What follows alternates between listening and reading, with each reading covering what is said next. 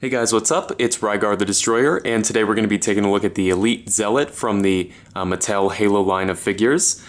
This guy is pretty cool, but before we take a closer look at him, let's go ahead and take a look at his packaging.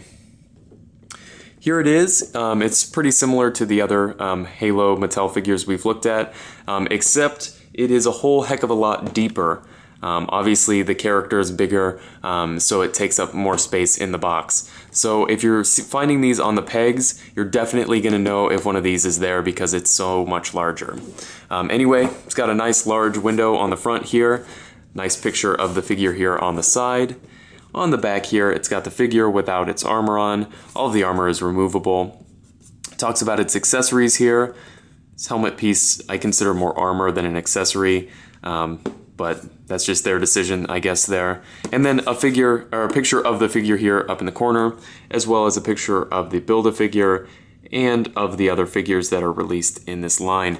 So pretty standard from what I've seen, so let's go ahead and take a look at the figure itself.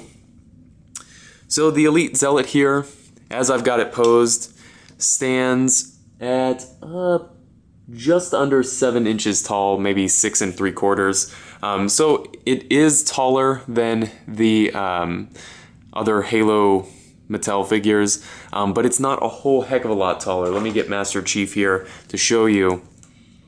It's really not that much taller than Master Chief. And if I grab the Elite Zealot that McFarlane made for Halo 4, as you can see there, it's not much larger than this one. So potentially you could fudge this one into your McFarlane line of figures, and I think it does work for the Mattel Halo figures, even though I think it is undersized. I think it does look good though, so it's not a huge deal.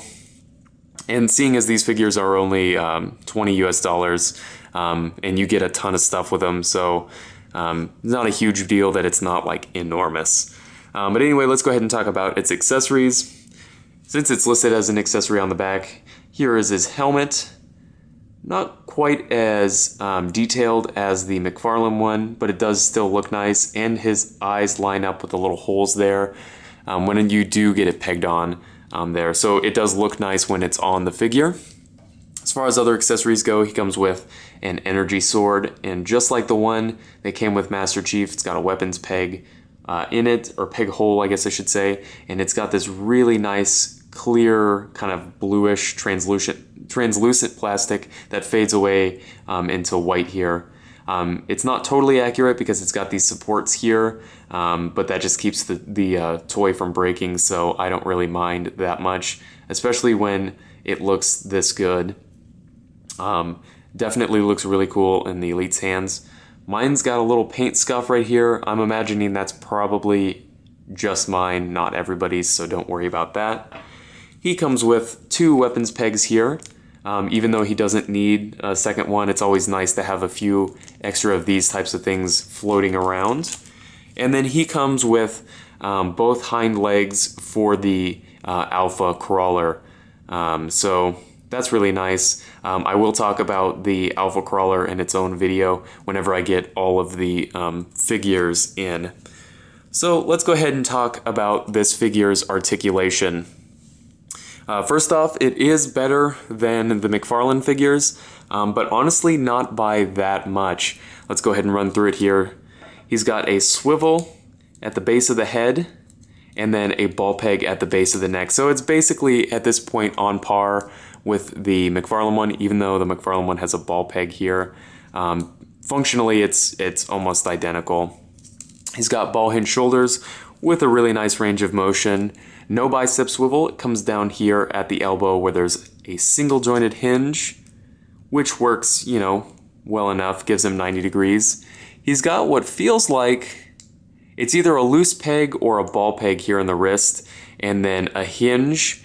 One thing I do want to mention about this guy's armor is that these wrist things get kind of annoying.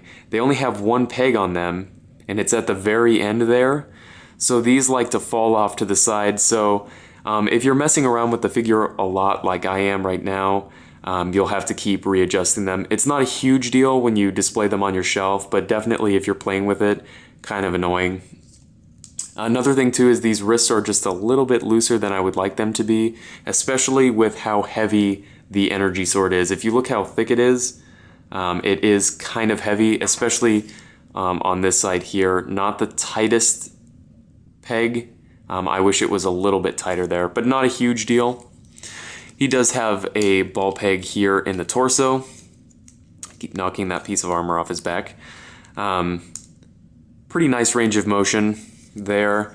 He has basically what are like T-jointed hips. They do kick out to the side much more than the McFarlane figures do. They don't really kick back that much. They don't really kick forward too much, but you do get more this direction, which does open up more posing options. He has a thigh swivel up here at the top.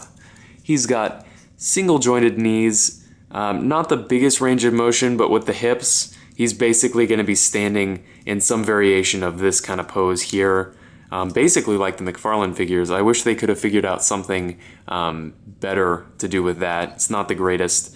And then down here at his ankle, he's got a hinge, and then there would technically be an ankle rocker there, but they've put in the peg really vertical into the foot, so it doesn't actually rock the foot at all. So this figure doesn't have an ankle rocker. Overall, I would say that this is a really cool figure. I like the aesthetic overall. Even though there's not as much paint as there are on the McFarlane figures, I think it still looks good. Minor complaints about some of the armor. I don't have any problems with it falling off like I've heard some people do. Basically everything stays where it's been put, which is nice. So I can definitely recommend this figure, even though it's a little bit out of scale and, you know, everything. I think it looks fine for what it is, and it's the first Elite action figure that I've seen released for Halo in a long time, which is really nice to see. So if you have any comments or questions, please leave them down in the comments section below, and I guess I'll see you later.